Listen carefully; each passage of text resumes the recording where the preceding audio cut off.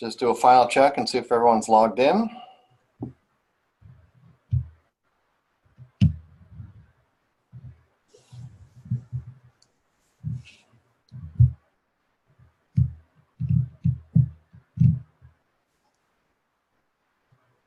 Okay, we're ready to go.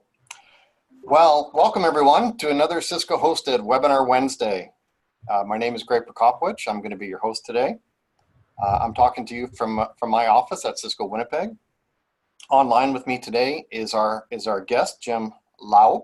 I think I got it right, Jim. Great job. Great. Perfect. For those of you who don't know who Jim is, I'm gonna give you a brief overview before we get into the presentation itself. Actually, a few months ago, for the first time, we actually had Jim as a guest a few months ago for the first time, and he delivered a great webinar to our listeners. It was all about the guest experience. Today, Jim's going to give us a totally different topic. It's all around the food delivery business and what's happening in our industry in 2019. Before we get into the slides, though, a bit of background on Jim. Jim is the founder and publisher of a business called restaurantowner.com. It's an extensive resource site for independent operators. It features business management, marketing, and operational materials in the form of streaming, multimedia training programs, as well as articles, business to downloadable forms, report templates, checklists, and a wide variety of restaurant operating systems and procedures. During this past 15 years, Jim's conducted over 700 presentations and training programs to thousands of restaurant and food service professionals in the US, Canada, and Europe.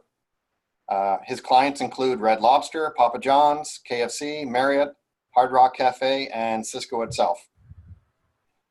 Jim Laub works with independent restaurant operators who want practical advice to improve their business management practices and to build a more profitable restaurant and valuable business. So without further ado, Jim, welcome aboard, and let's kind of kick off this opening topic. Okay. Delivered in 2019. And actually, before we even get into maybe a bit of housekeeping for our listeners, if this is your first time using our platform called Zoom, if you look on the bottom of your screen, you should see a tool or an icon that says chat. Please use the chat button because Jim's going to be asking a lot of questions to the audience today. We definitely want your feedback and input, so please use the chat button. I do see the odd person clicking on the other button that's called Q&A. I'll monitor that and I'll watch for it, but ideally we want everyone to use chat. We'll let Jim take over the presentation, and from time to time we'll jump in with some questions and field some responses back to the audience. So Jim, without further ado, I'm going to turn the keys over to you, and let's talk before you get into the slide. Just very briefly, Jim, why is this such a relevant topic? Why are we talking about this right now? Well, that's a great question, Greg, and it's something that we've recognized in the past several years due to the convergence of technology and changing consumer demands for more convenience. There's a lot happening in the delivery space. In many restaurants and concepts that traditionally have not offered delivery are now seriously either considering delivery or have already launched into it. And there's a lot of changes going on. It has the potential to be a very big disruptor, we feel. So as I'll talk about in a few minutes, we did a survey here a few months ago with our members, and we thought it would be valuable to identify and report what independent operators are doing in this space and doing with delivery to help other operators make better decisions regarding what is right for their particular restaurant. So that is what this program today is all about. Okay. So let's go ahead and get started. The survey that we did, let me tell you a little bit about that. We conducted this survey with our members in the second quarter of 2009, so it's only been out a couple months now. Also, we had almost 1,000 independent restaurant operators participate. About 85% of them were in the US and about 15% from Canada, so everybody was from North America. Just let me give a few comments on where food service delivery today is at and what's going on. As I mentioned earlier, it's getting to be more and more prevalent. In fact, it's estimated that about 50% of prepared dinners, restaurant dinners, are now consumed at home. And I thought that was shocking when I heard that. When you think of all the meals that are being prepared for dinner all around North America, and it's estimated that half of those are being consumed at home. The most popular place to eat out will soon be home. That number, that 50% number, continues to grow. And digital ordering back in 2013 was 33% of delivery orders. Now it's over 50%, and it keeps growing rapidly year by year. So the impact of delivery is very likely, if it's not being felt now by virtually every restaurant, it probably soon will be. And it offers, just like anything else, when there's a disruptive force in the marketplace, it offers opportunities, but also can mean challenges for operators as well. The point is a delivery is a huge deal. And at some point, I would assume that all of you either have or are going to either contemplate or make decisions regarding whether or not to get involved in delivery. One thing that we learned from the survey that we got is that there are no easy answers. There's no one blanket statements that you can make about delivery. And our responses were all over the board. For example, one of our survey questions was, how satisfied are you with using third-party delivery service? And here's one response, just as an example. They're horrible. Drivers are miserable and have no idea how long it takes to deliver, and the food sits waiting forever, or they arrive way before the order is completed. He goes on, customer service, when there are difficulties or when there are issues, is non-existent or difficult and time-consuming when we have the least amount of time to deal with it. And then finally, he says, updates to menu are a hassle and we see little profit. So it's not working for this particular operator. However, we saw these type of responses as well. No problem so far. I did raise the prices on my food to compensate for the 27% commission they charge. Is that they take care of the tax and pay the driver. I do about $2,000 in additional revenue a week with no added labor. And also somebody else said, very good. We have an area for drivers to park and a spot to pick up orders. When we started providing a soft drink, if they had to wait, the delivery folks were quick to get here. So it's just a little hack there that is working for them in terms of getting the attention of the delivery folks so the food gets out quickly.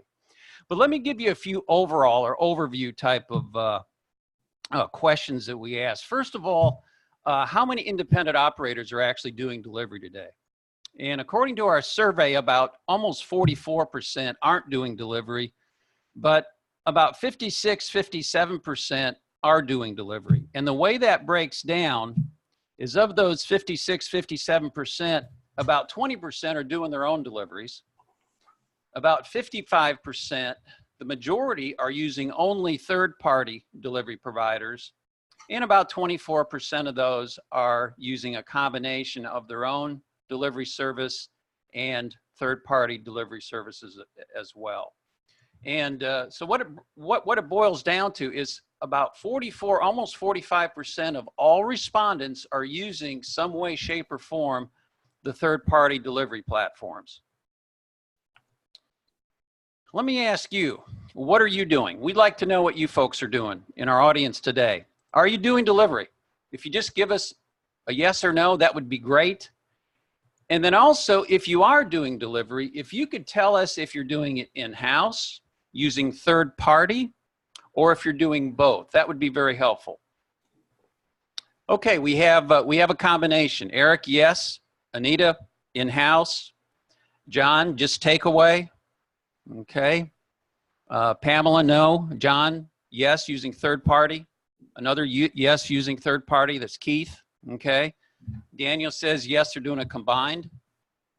Janet, yes, only third party. Okay, fabulous. So a lot of you have already taken the plunge. You're doing delivery. Many of you are using third party providers. That's excellent. Thank you so much for responding. In terms of the market type, I'm going to go over this quickly because this is pretty intuitive here. Restaurants in urban areas are most prevalently using independents, are using delivery or doing delivery. In suburban areas, it's a little bit lower than that. Obviously, there are density and in terms of timing, in terms of the availability of the third-party providers and so on has a big impact on that, and a lot less in rural and in tourist or resort type areas. Okay. Let me first comment before we get into the specific providers and which ones seem to be most popular. Let me just make a comment down here on the left. Are you using a separate menu for delivery, or are you making the entire menu available? And you can see here 3/4 of the respondents are allowing the entire menu to be selected for delivery, and about 1/4 then would be have a separate specific delivery menu and that they're using. In terms of the providers, DoorDash is the most prevalent one that identified as they are people identified that they're using, followed by Uber Eats, and closely followed by Grub Hub as well. So those seem to be the top 3: DoorDash, Uber Eats, and Grub Hub. Also, Postmates was in the was pretty prevalent as well. And why those add up to more is because many operators are using obviously more than one provider. And then there appears to be a number of regional, in fact, even local providers that got mentioned as well. Jim, So, can I ask you a question? Yes, absolutely. Only for our Canadian folks, we have a strong provider up here called Skip the Dishes. Were they part of this data, or were they so small they didn't make They were so small it didn't get recognized by the population. Yeah. Cool.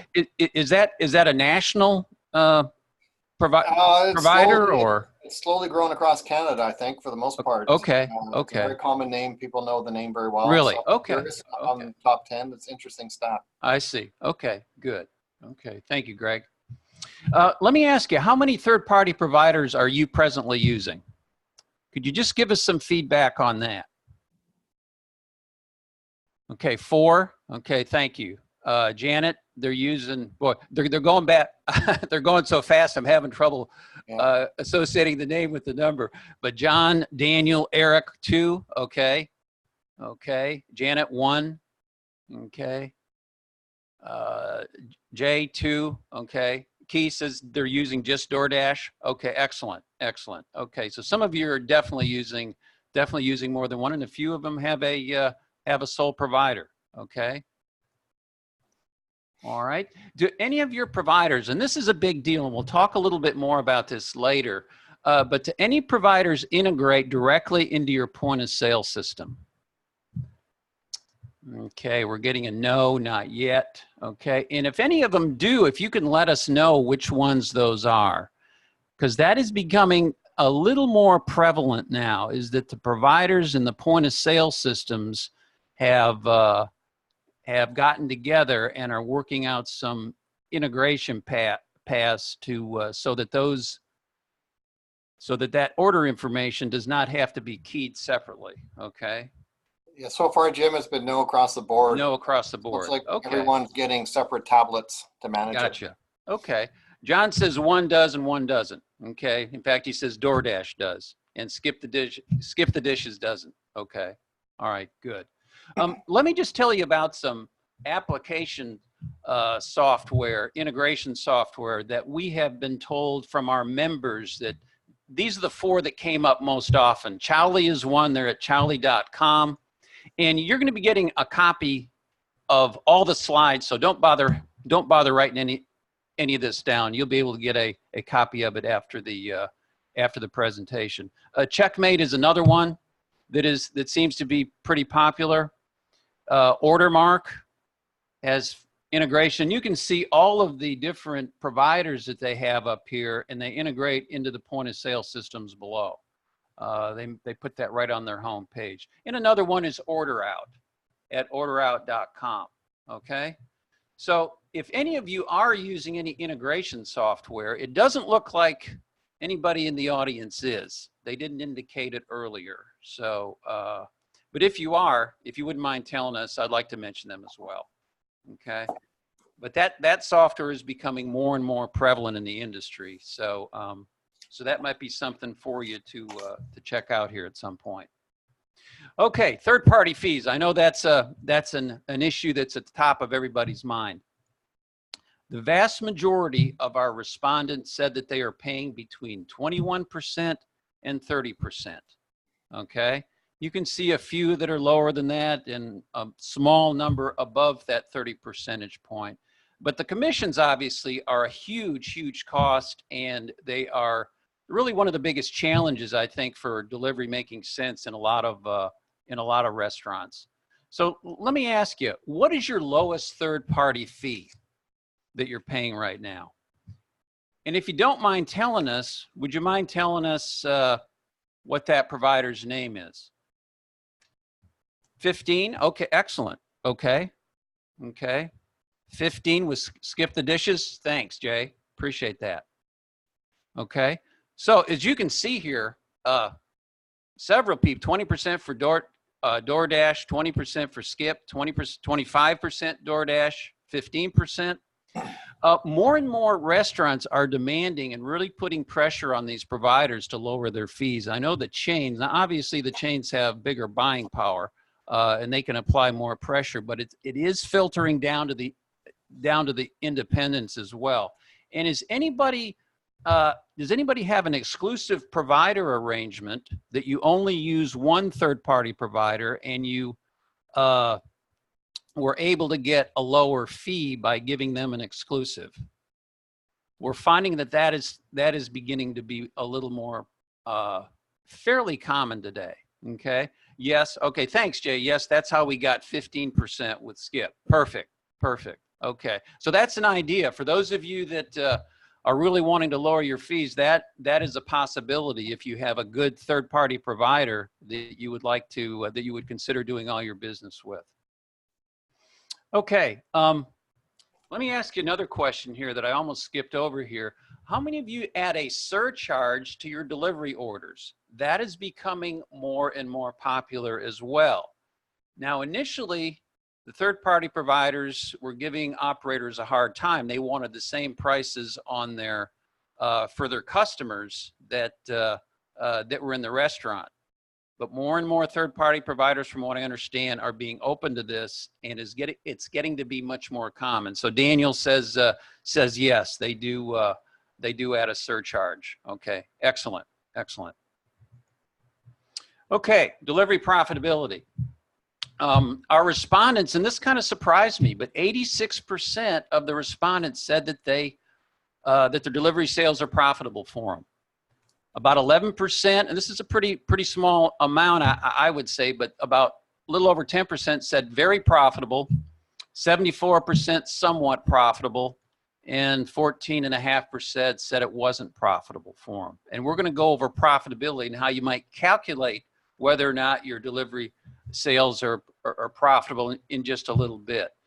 But they also indicated that their dine-in sales increase over the last 3 years, 11%. Now that's not 11% annually, that's 11% over 3 years, all right? But their delivery sales increased from 9% of total sales 3 years ago to about 16% currently. So that's about a 77, almost an 80% increase in delivery sales. So that seems to be increasing across the board. How profitable are your third-party delivery sales? You might say that they're profitable, highly profitable, moderately profitable, if you want to say that. But if you've actually calculated and then you know the percent of profitability in your delivery sales after, say, your direct cost, let's say your food and paper, any additional labor, or your delivery fee, that would be very helpful as well. So yes, we've seen a couple people said that's profitable. In the webinar that I did with our members, we had some people say, I don't know, haven't calculated it. I think so, but some people were pretty sure that they were making money, that their third-party sales were profitable. Okay. Jim, if I could add to that, just from the people I've met, I feel like there's a lot of, they don't know how to figure it out. Right. Excuse me. Exactly. They really struggle. Yeah, it is. It is. So this might help you. Not too long ago, I saw a presentation from a franchisee of a Jersey Mike's franchise. He had multiple locations. I believe he was in the Chicago area. But here's how he evaluated his profitability on his delivery sales. And he told us that his in-store numbers here with regard to food, paper, and labor cost, 30% food and paper cost, and then total labor, this is management, hourly, taxes and benefits and insurance, in his restaurants runs 24% at the unit level. So his total prime cost in his restaurants is 54% for the dine-in sales. Now, delivery, and this is incremental, okay? This is additional, just delivery. And what he said, it was totally 100% incremental. In other words, he didn't believe that his delivery sales had any impact on his in-store sales at all, all right? It was sales that he wouldn't have gotten otherwise, all right? And we'll talk a little bit more about that in just a minute. He didn't feel he had any additional hours on the clock in terms of hourly employees to handle the additional delivery orders. So no labor cost on the delivery sales. His delivery fee was 27%, and they had an exclusive provider. I'm not exactly sure who it was, but they charged a surcharge of 10% on all their delivery orders. So his net delivery cost, and this is why he calculated it, was 17%, giving him a total incremental or prime cost on his delivery sales of 47%. So he felt that about 53% of his delivery sales went right straight to his bottom line. After, of course, in his case, a franchise fee, but he had franchise fee on both the in-house and the delivery sales. So that was equivalent there. But from his standpoint, delivery worked. He loves delivery, third-party delivery sales. Now, we're going to give you at the end of the webinar a worksheet, and it'll give you an opportunity, I believe, to maybe get a sense of how profitable your delivery sales actually are. And also, if you're thinking about adding delivery and you want to analyze it, now you have to make some assumptions, obviously, but it gives you a way to at least, based on your assumptions, what the probable profitability and cost associated with delivery would be. So let's say we have a restaurant that's doing about $20,000 a week in dine-in sales, okay? And we estimate that we'll do about $2,000 a week in delivery sales, or we might actually be doing that.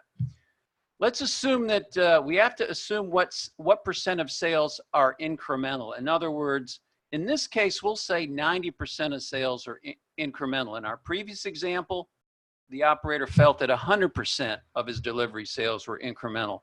But let's say in this case, we feel that, well, some people are going to order online. They're not going to come into the restaurant. So it might knock or reduce our in-house sales just a little bit.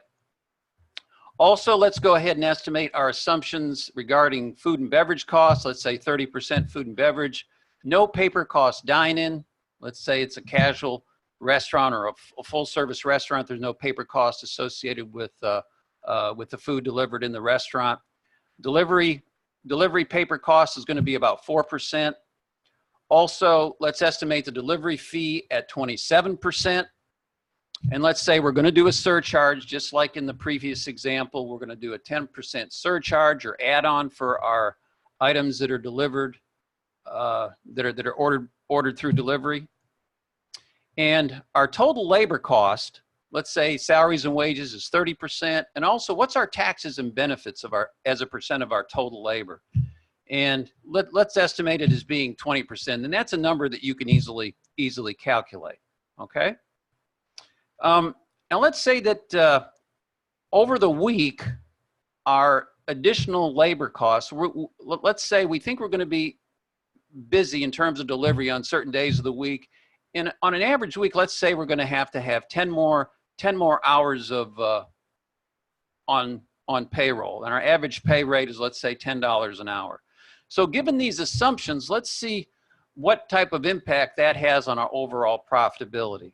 You know, by the way, down at the bottom here, if you have any other costs or supplies that might go up in direct relation to delivery, we give you a way to go ahead and put those in as a % of delivery sales as well. Okay, so without delivery, this is what the P&L would look like, the portion of the P&L that has prime cost and also any other incremental delivery costs. You can see the prime cost here is running about 66% of sales, okay? So if you add in delivery, just the delivery portion, assuming the, the assumptions that we just had, okay, with food and beverage cost, paper cost, the additional labor costs that we felt we needed to have if we were going to do delivery, the taxes and benefits. And there's the delivery fee, net of the surcharge. Okay, that's how we handled the surcharge. All right. So it shows that if we combine the two, you can see how if these assumptions are anywhere close to accurate, or if this reflects what's actually going on in terms of our delivery sales and our cost structure, it's obvious that delivery pays, it's profitable. We are more profitable doing delivery than we are without delivery, even though we're paying a delivery fee of 27% minus the surcharge of 10%, okay? I hope that makes sense, but that gives you and we have an example there in the worksheet. We give you a sample that is actually these numbers right here, and then we give you a blank worksheet for you to enter your own, for you to enter your own assumptions. So, most challenging delivery issues. We asked our respondents, what are the most challenging delivery issues that you're dealing with? And probably no surprise is incorrect orders came up number one by a pretty good margin. And this is probably due in part, in fact, probably more than in part, due to the lack of integration. Because what do we have to do? We get the order usually on a tablet or something, and then that has to be rekeyed. There's a prime area for mistakes and oversights and so on and so forth. But incorrect orders was number one. Too many delivery platforms, people using multiple providers. It gets complicated when you're using more than one, particularly if you have a separate tablet for each one. Delivery times was a challenge. Quality control, inadequate prep space, doesn't sync with POS orders. And again, that ties into the incorrect order issue as well. And then some of the other challenges that people identified, difficult late drivers, staffing drivers, and I assume that is with doing your own delivery in-house, balancing sales with delivery, reimbursement delays. And this next one here is a huge one. Limited or no access to guest and guest information. When the delivery folks, when a third party takes the order, whose customer is that really? It's really the provider's customer. Now this is changing. I'm seeing, in fact, just in the last few weeks, I'm seeing where believe it's Chipotle, Shake Shack, some of the chains are negotiating and they're getting access to their customer data. So that is huge, and that is probably going to become more prevalent and something that may be well worthwhile trying to negotiate. Because if you don't know who your customers are, boy, that puts you at a big disadvantage with respect to marketing to them later, inviting them in to dine in the restaurant or using some of your other services and products and so on. So that's huge. Also, food doesn't meet expectations, ensuring consistent menu items and prices across platforms. What we found, based on the responses that we got in terms of challenges, delivery challenges tend to fall into three categories or three silos. We've got financial challenges, having to do primarily with profitability, the commission fee, incremental labor cost, payment delays, the cannibalization of in-house sales or takeout sales to the third-party delivery. Those are some of the financial challenges. Operational challenges, which there are several. Production issues, quality issues, speed and timing, the use of multiple platforms, POS integration, packaging, complaints. Who always gets blamed for the complaint? The restaurant does. Yeah, very rarely does the driver get get complaints. And one of them, and I thought this was kind of hard to believe, but this is an issue. Driver nibbling, people eating the food. I can't imagine that, but that is happening. And I hear coming out soon are non-tamper-proof or tamper-proof packaging, I guess, is going to be out here very, very soon. And also in the marketing area, the customer data was probably the number one in that area. Brand identity, reputation, experience control, and so on. So let me ask you, what is your number one most challenging delivery issue that you're currently dealing with, if you had to say? Jim, while we're waiting, one of Yes. the responses from David was some of the third-party companies are selling you the data. Okay. Okay, I'm not sure I like that sell you part, Yeah. but it, I guess if you have a purpose for it and you're able to make good use of that, it might be a good investment. Yeah, yeah, interesting.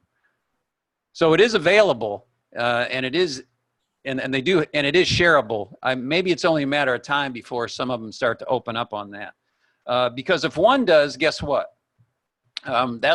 That can be a distinct competitive advantage that the others don't want them to have. So that might become more prevalent. Good. Okay. Emoshi says consistency. Thank you. Pickup times. Jay. Quality control. Daniel, quality control and delivery times are the biggest issues. Okay. Fabulous. Okay. Good. Good. Okay. There's plenty of potential challenges out there. But some of those, I think, as the delivery world starts to mature and the delivery companies start to listen more to the restaurants, I think some of these issues may not be as critical as they are right now. Satisfaction with third-party delivery. It's hard to believe, but even with all the issues that people say that they had, 67, 2/3 of them said they're overall satisfied with the third-party delivery services. Here's just a couple of the comments. It works for our customers and it's easy for our staff. So it's working for them. We're very happy with our choice of exclusivity, which is one provider only. We're averaging around $1,800 extra in sales per week from delivery, less our commission cost. We consider the commission a marketing expense. So I think that's not a bad way to look at it. It's cost of marketing. 26% cited high fees as the number one cause for their dissatisfaction with third-party providers. And one of the comments here, we like the extra sales, but it could be better. It's hard not being in control of the third-party service. If the driver causes any issues, the bad reviews are against the restaurant. And you can see some of the other comments there. And you'll be able to read those in detail later on if you'd like, when you get a copy of the slides. So let me ask you, on a 1 to 10 scale, with 10 being the highest or very, very satisfied, how satisfied are you with third-party delivery? And also, if you could tell us, what is the primary reason? Okay, 4 out of 10. Okay. John says so-so. Okay. If there's any reason that why it's good, okay. Moshi's a 7. Okay, that's not bad. Okay. Most of the folks that responded in the webinar that I did to our members, they said additional incremental profit was the number one reason why they were happy. And another one echoed some of the comments. It wasn't that big of a deal for them. They didn't feel that they had to have any extra labor hours on the clock, and it wasn't that difficult. Okay. Okay. Cost versus incremental sales. Okay. Thank you, Daniel. Okay.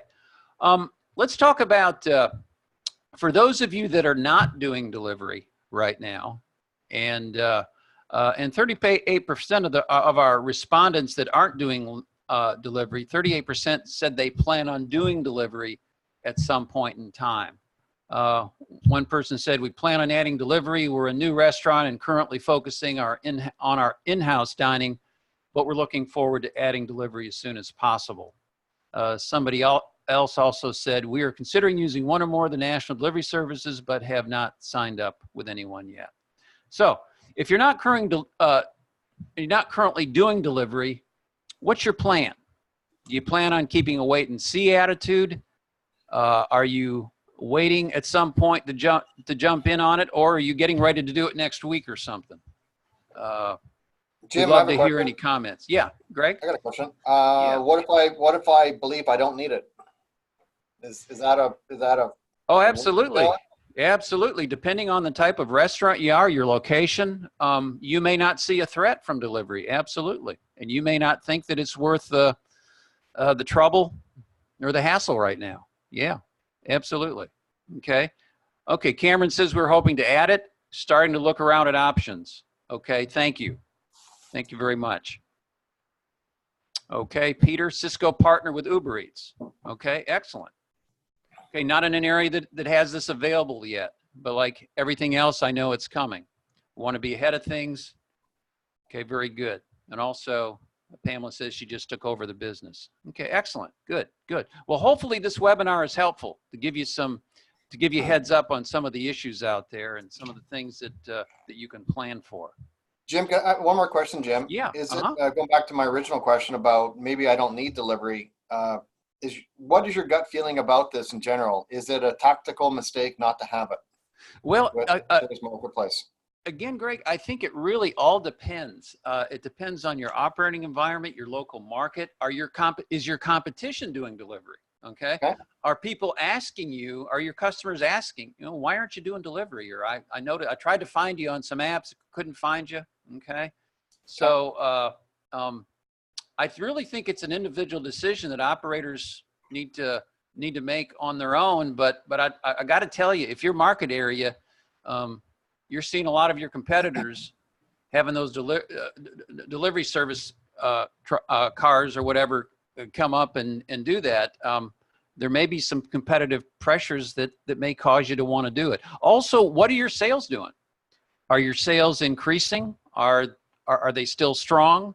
Are you noticing any year-to-year or month-to-month, year-over-year decreases in sales volume and so on? So I would say just be real close to your operation and just consider the possibility. Yeah.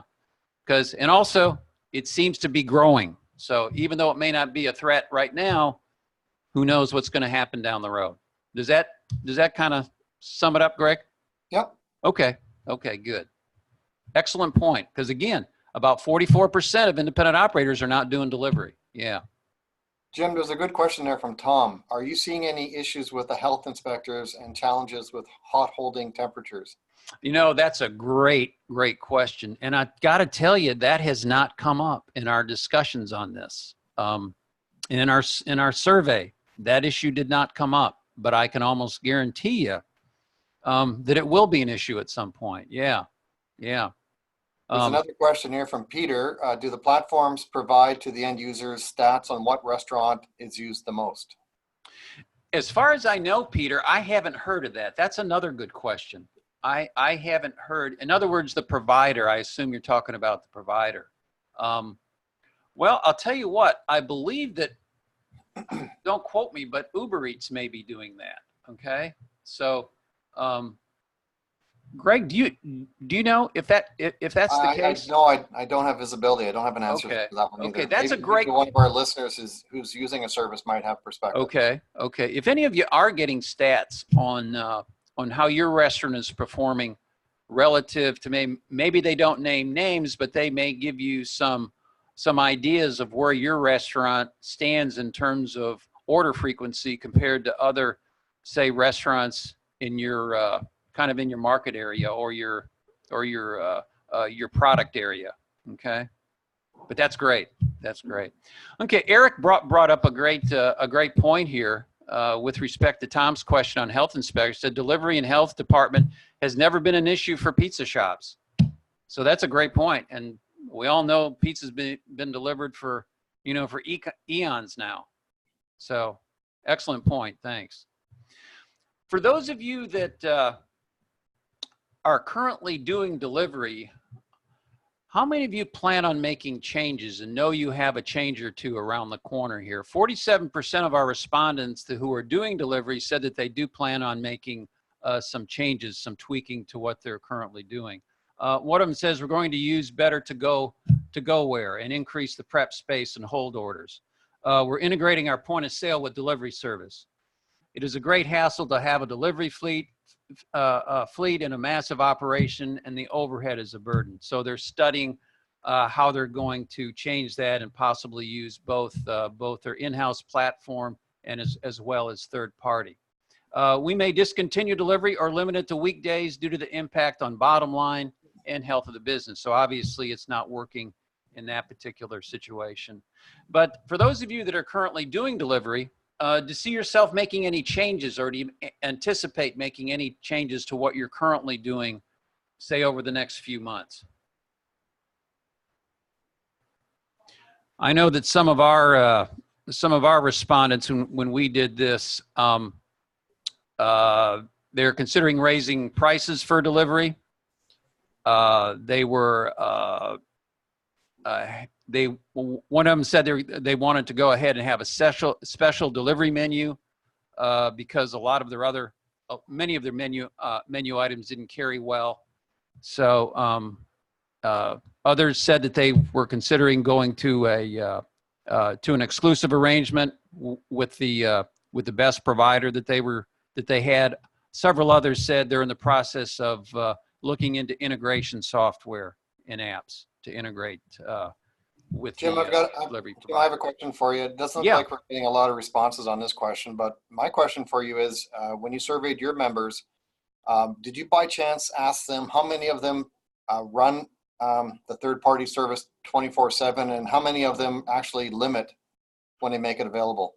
Is there any question like that done? That is a great question. We did not ask that. Okay. When we do this survey again next year, that is one that we'll add. Yeah. Great question. Yeah. Yeah. Because I assume that you can turn it on and turn it off. The platforms I'm familiar with, you can turn them on and off. And I've met operators who are afraid to turn it up, who think, oh, I'm going to sacrifice some business if I turn it off. Right. But I've equally met operators who are saying it's eroded my in-house business because I had it on 24/7. Gotcha. People felt less compelled to come into the restaurant. Okay. So I'm just kind of curious how people are feeling about that as a strategy. Very good. Very good. That's a great point. Okay. Very good. Okay. Here's a question. Any non-brick and mortar virtual operators out there? Okay, that's a great question, because what we're seeing is ghost or dark kitchens opening up that don't even have a storefront. In other words, people do not come to their restaurant. I mean, they can be in a warehouse. And think of the cost savings from the standpoint of startup, and also operating costs as well. So they exist in the delivery world, but that's it. Is anybody currently doing that, or anybody anticipating doing that at some point? We have some members that are in the process of doing that right now. I can also say for Canada, we're seeing companies coming to Canada now. Really? In a multi-chain environment. Yeah. I mean, that's huge. I mean, think of the implications of that. So there's a lot more competition out there in your marketplace than you physically see.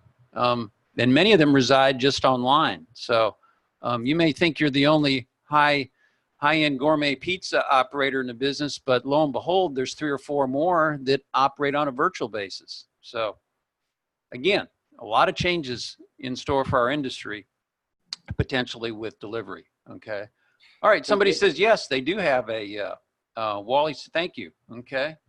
There's a good comment from Daniel about they've created their own ghost kitchen just for delivery. Okay. And that's a trend I'm equally seeing with some of our independents in our marketplace. Awesome. So I assume it's a different concept that operates out of the existing restaurant. That's different than the restaurant. Excellent. Okay. All right. Okay. Excellent. We're going to have a little more time for questions, but let me real quickly here just mention, if any of you are interested, our website, restaurantowner.com, this is what the home page looks like. And our mission is to change lives by educating and inspiring independent restaurant operators to create restaurant success stories. So if you go down the home page a little bit, we do have some video success stories here. We have more if you click over here on the right-hand side, but several of our members have done very, very well over the years. So we've profiled them and told their story.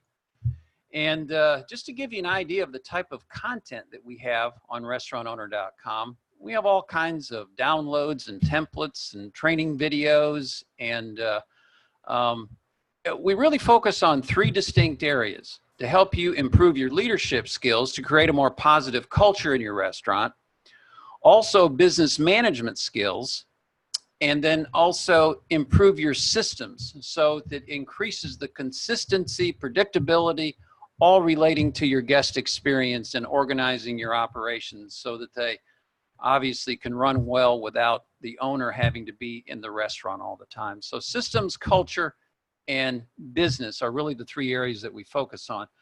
Recently, we've added what we call a learning system platform, and we have a variety of courses that you can take. And when you join restaurantowner.com, not only can the owner access it, but up to 3 managers can access the site. And also you can assign courses and specific content to up to 30 staff members as well. So it's a comprehensive training platform. It's very cost effective. And if you're interested, this is what it looks like when you get ready to view one of the courses. It's accessible 24/7 on all different types of platforms, phones and tablets and desktops and so on and so forth. And if you'd like to, I want to invite you to go to restaurantowner.com/profit tip, just PT, and sign up for our free profit tip. And we'd love to have you get our free profit tips. We cover all sorts of topics. Greg, I believe you get the profit tip every week. At least I hope you do. Okay, great. Okay. Yeah. But it's on profitability, it's on marketing, it's on management, leadership. We had some issues relative to delivery that we talked about. So that is where that information is if you're interested. Any more comments and questions? Greg, do we have any more that you'd like to that we can address? As you were talking, there's a couple of questions came up. One was from Cameron. What are restaurants doing for packaging to hold the food properly? Do you have any perspective on that, Jim, at all? Or? Well, that is not my area of expertise. Let me I'll tell you what, that's where I would think their Cisco rep would probably be very helpful. Thank you for the commercial. That's awesome. You're absolutely bang on. I can't speak on behalf of Cisco and our vendor partners. This is very much in our paper packaging company's mindset about what's available. Do we have the right solutions? So to answer the question, yes, you can work with companies like Cisco, and we have a lot of expertise and advice on that to help you along. Awesome. And then another great question from Eric. What are you hearing about franchisors allowing restaurants to deduct third-party delivery fees from their royalty calculations? Interesting question. It's more for the chain environments out there, but very interesting profitability again. Yeah, I'll tell you what. I believe an argument could be made to do just that, to deduct the royalty or deduct the commission from the sales to calculate royalties. Yeah. I don't know what's going on, but I tell you what, that's a great question. Yeah. Mosh, I think it's saying his name right. Mosh is asking, can anyone share a tip on an effective strategy to negotiate percentage? I know you gave one tip already about having maybe a preferred status with one provider. Mm-hmm. Get a lower fee. Is there any other strategies from yourself, Jim, or from our listeners out there? Well, maybe possibly. Now, obviously, the bigger you are, the more negotiating power that you have. If you have something unique in the marketplace that's currently not being served in your area on their platform, a space that your restaurant could fulfill, that is a possibility. And also just mentioning that, well, I attended a webinar and I understand that one of the participants said they're getting X rate, a lower rate, maybe not on your platform, but in other platforms, and let them know you're serious about shopping for the lowest rate, and then maybe compare one against the other. Yeah. So Yeah, the competition's probably good, right? As these providers are all fighting for space. Oh, they're all hungry. Absolutely. Yeah. Yeah. Yeah. Any other questions out there? Okay. Daniel said, I work with franchisors. They do not deduct royalties. Okay. Okay. Or they do not deduct commissions, I guess, with, I believe I'm reading, am I reading that right, Greg? Well, he's saying, yeah, the royalty doesn't change, but we negotiated volume discounts. I'm assuming on the third party fee. Okay. Okay. So, okay. Yeah. They don't Yeah. reduce their royalties. Yeah, that's correct. And that's smart of a franchisor to do that, obviously. Yeah. Okay. Excellent. For our Okay. listeners, anything else from our listeners? I do have a couple comments I want to wrap up with. I just want to give a chance for our people to throw out questions. Oh, here's a question from Eamon. Is restaurant owner planning on a new prime cost analysis piece for virtual restaurants? Interesting question. It's a totally different. Boy, that is a great idea. We actually we did that worksheet, but no, that would be an excellent training program. Yeah, that prime cost is going to look a little different under that model. Yeah, absolutely. Yeah, thanks for the idea. We will definitely consider that. Very nice. So, 8. Oh, that's a smile. Okay, good question. Listen, we've got a few minutes left. It's still 9 minutes left in our webinar. We can wrap it up if we're done, but I do want to just wrap up some highlights I made notes on, Jim, just listening to you. Oh, okay. Excellent. Interesting stat. You kind of shocked me with the 50% of restaurant dinners are consumed at home and growing. That was even higher than what I thought was out there. So that was an interesting stat. Right. Digital ordering, the fact that it's grown from 33% to 50%, and in a very short amount of time was a great one. I totally agree with you when you said there's no easy answers to this model. Sometimes I had a feeling, or maybe some people were coming onto this wondering what is the answer. I don't think there is a specific answer. It's very unique to each restaurateur. What another one that caught my attention? The integrated software app. I didn't know about that one, and I thought that could be a very good value for some customers. I know of a few that have 2 or 3 platforms, and they got these 3 tablets on the kitchen line. It just drives them crazy. So if they can integrate it, that could be a huge benefit. Absolutely. Yeah. Yeah. You discussed some lowering fee ideas and adding surcharges to delivery orders. I guess that's maybe changing, because I was left with the impression that some of the platforms was like, no, your menu price is your menu price, and you just have to suck it up and eat the margin. That appears to be changing rapidly, Greg. Yeah. Yep. And your surprising stat that 86% of your members thought it was somewhat profitable. I'm glad to hear that. There's a lot of fear out there, and when people hear about the high margin charges, then their knee-jerk reaction is oh my goodness, I can't make money at 30%. Exactly. And I think it's interesting, and that was kind of the same analysis we came out of it here at Cisco is if you actually do the P&L work based on your situation, you can see that incrementally it adds incremental profit dollars. Yes. If your labor doesn't go out of line and your other overheads don't change, it can actually work in your favor. But I've also heard people say it worked against me because my in-house dining slowed down. More of my profit model went to the third party model. Right. So I would say just know your numbers and make a business decision for yourself. Yep. Good point. Yeah. Let's see here. Daniel made a comment here. Surcharging is touchy. It changes the restaurant's value proposition. Agreed. Yeah. But it sounds like some people are doing it. I mean, is it a one-off or a monthly charge? I'm not sure what you meant there, Mosh, but anyways. Got a lot of questions there. Yeah, Moshe asks, is there a cost to the integration software? I believe that there is. It's on a monthly. I think it's on a monthly fee basis. I can't really tell you what it is, but if you go to one of those or go to more than one of those websites that we talked about, I'm sure the pricing is very, very obvious and upfront. Okay. And probably like anything, if you use the power of Google and just Google searched, third party integration apps. Exactly. Yeah. You'll probably get your list of options out there to explore. Yeah. But I didn't know it was out there, so that was good to know. That was a very good learning. Yeah, and I'm sure it's a monthly charge. As far as the integration, I'm not sure what it costs to do that. Yeah. Right on. Yeah. Oh, sorry. While we're talking, some people are using our question and answer field. I just want to see if I missed anything here. Oh, okay. Back to use that. One question. Sorry, this came out early in the presentation, Jim. Have you heard about drivers holding back deliveries that do not have gratuities added? We have customers who say some drivers don't even want to pick up those orders. That don't Wow. have gratuities ordered. Boy, I have not heard that. Have you? No. Uh-uh. The person who sent the message, I know personally, and he's obviously ran into this with some of our Uh-huh. customers. Interesting. Boy. It speaks to the dark side of you can't control the driver, right? Yeah, exactly. Yeah. Yep.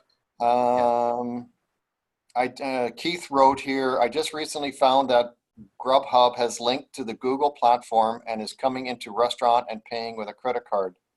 They are charging the customer a delivery fee, a service fee, a sales tax, and a driver tip to the tune of 200% of the food item. Wow. For Wow. example, a 1099 item became $30. Has anyone seen this, and how can it be legal? Really reflects badly on the restaurant. Wow, I've never heard that myself either. Huh. That's a new one on me too. Yeah. Huh. So there's dark sides, but I guess I think the bottom line is as you showed, there's a lot of options out there. So maybe Grub Hub is not your platform if you don't like the way you're being Right. treated as a customer. Right. Yeah. Okay. Huh. Oh, interesting. Kevin Petter made a note here. FYI, Skip the Dishes exited Canada in April, citing a deal with Grub Hub. Huh. Because Grub Hub, Kevin, if I believe I understand you right, Grub Hub bought Skip the Dishes, I believe, which is so they basically bought their marketplace. Wow. Wow. So, anyways, we're close to our time. Okay. I want to thank you, Jim. My pleasure. As I expected, the information was very good. It's very timely. You can tell by the questions. There's a lot of curiosity and a lot of good and bad comments coming from our customers and people listening in about the platforms and how it works. Maybe one final question I have for you, Jim. I wanted to ask you this in the beginning. Mm-hmm. What do you believe is driving this growth in home delivery? Like we've had delivery around in the restaurant industry from day one. But why now? Why this sudden growth? Do you have any perspective to that? Well, my sense is the technology. It's so easy. I mean, everybody's got a phone on their hip. Okay, I'm hungry. I want it right here, right now. I don't want to have to bother.